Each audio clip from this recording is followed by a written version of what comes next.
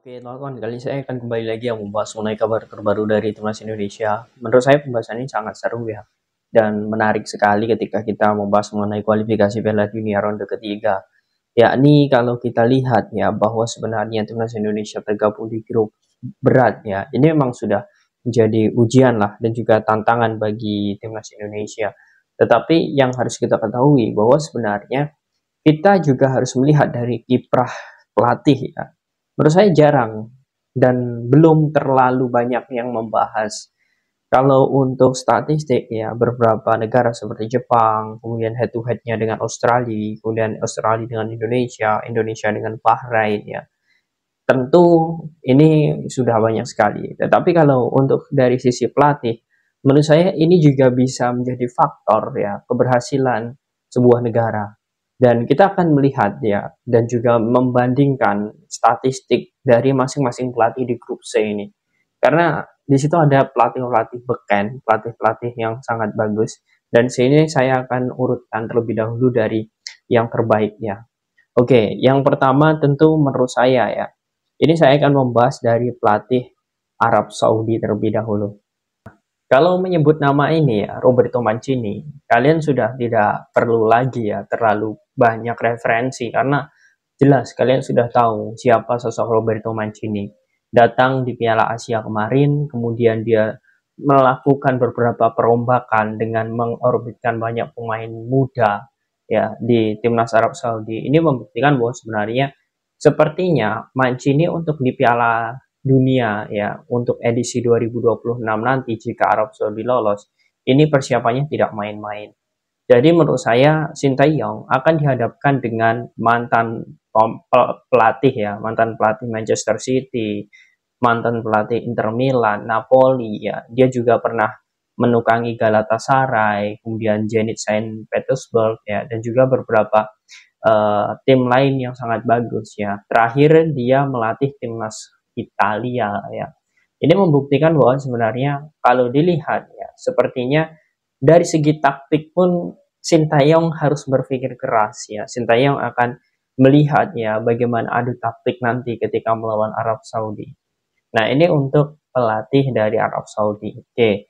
Kemudian yang selanjutnya tentu ya, ini ada sosok Graham Arnold. Nah, Graham Arnold ini pelatih Australia ya yang juga menurut saya ini juga sangat bagus ya. Ketika dirinya melatih Australia, rekornya ya di kualifikasi Piala Asia kemarin ya, dia itu 6 kali bermain ya. Ini 2 kali imbang dan 4 kali menang. Dia tidak pernah kalah ya. Ini artinya membuktikan bahwa Graham Arnold untuk kualifikasi Piala Dunia ini sudah teruji ya. Dan dirinya pun juga melihat ya bahwa sebenarnya peluang Australia untuk lolos ya di Piala Dunia dengan ronde ketiga ini semakin terbuka lebar.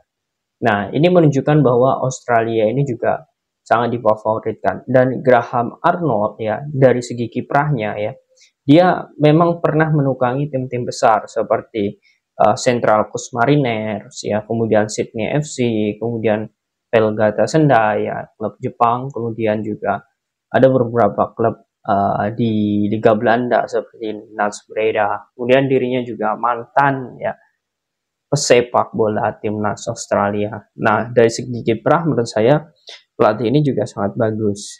Nah, ini membuktikan bahwa sebenarnya Sintayong juga akan dihadapkan ya atau adu taktik lagi ya setelah Piala Asia kemarin. Menurut saya akan adu taktik lagi dengan Graham Arnold.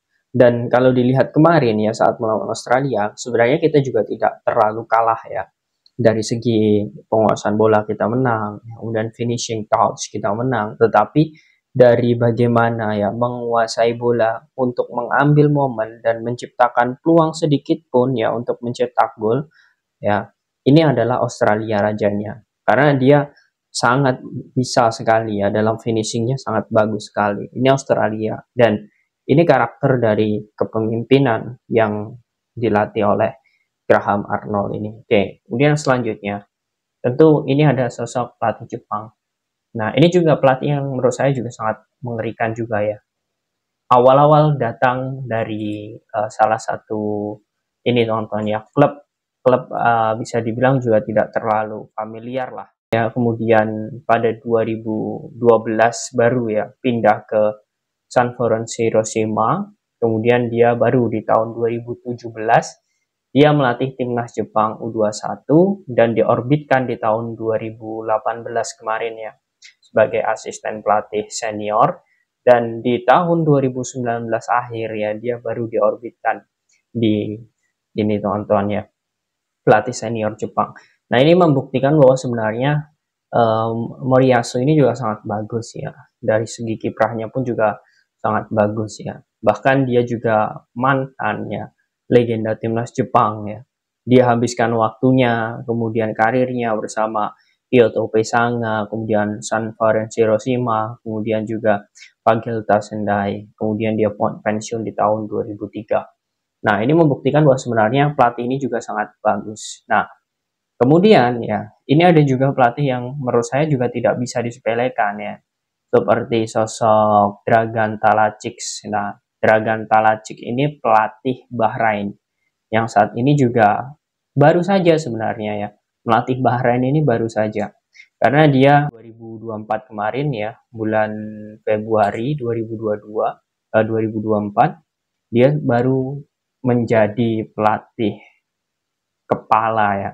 Dia sudah memainkan 4 kali pertandingan. Di 4 kali pertandingan itu 2 kali menang dan 2 kali seri. Nah, ini track record yang sangat bagus ya bagi pelatih Bahrain.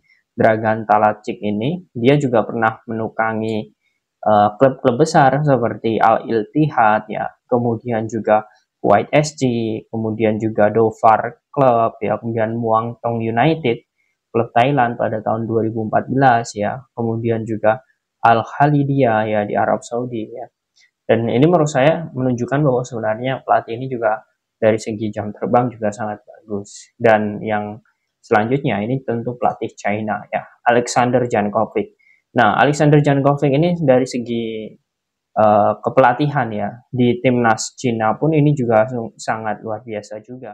Ya, secara track record ini sedikit buruk ya. Kemudian di kualifikasi Piala Asia, di Piala Asia kemarin ya, dia juga sudah bagus ya. Dari segi melatih Cina ini membuktikan bahwa sebenarnya dia bukan pelatih sembarangan. Nah, track recordnya juga sangat bagus ya. Dia pernah melatih klub Sandy Walsh ya di KF Mechelen tahun 2017 ya. Kemudian juga pernah menjadi pelatih ini Standard League ya di Liga Belgia juga. Kemudian juga pernah menukangi Tiongkok U19, U20, U22 hingga di senior. Nah, ini menunjukkan bahwa sebenarnya Alexander Jankovic ini bisa dibilang untuk timnas senior ya mungkin ini bisa menjadi tantangan bagi timnas Indonesia karena dia di tim senior kurang terlalu baik ya menurut saya, dan ini bisa menjadi peluang bagi timnas Indonesia. Dan tentu yang terakhir adalah Shin Tae-yong. Nah, Shin Tae-yong ini memang kalau dilihat ya, saat ini performanya bersama Indonesia stabil, track record juga sudah tidak perlulah bagaimana dia dibicarakan lagi, dan juga bagaimana kiprahnya ya. Bersama Brisbane Roar ya, asisten pelatih 2005, maaf, kemudian Seongnam Ulhwa ya di tahun 2008 hingga 2010 yang menghantarkan 3 kali juara berturut-turut ya bersama klub tersebut. Kemudian juga bergabung bersama Korea Selatan 2014 ya, hingga di sini diorbitkan ke tim senior sebagai pelatih kepala 2017 ya, dan ke Piala Dunia sebelum bergabung bersama timnas Indonesia pada tahun 2018 akhir ya. Dan ini membuktikan ya bahwa sebenarnya apa yang sudah dilakukan oleh beberapa pelatih ini sepertinya dari segi track record pun kita sudah tahu ya bahwa ini adalah pelatih-pelatih hebat. Bahkan kalau dilihat ya di grup C ini, pelatih ya atau alumni Piala Dunia yang banyak melatih ya di grup C ada 4 total. Pelatih Australia ya, kemudian Jepang, kemudian Arab Saudi, dan Indonesia.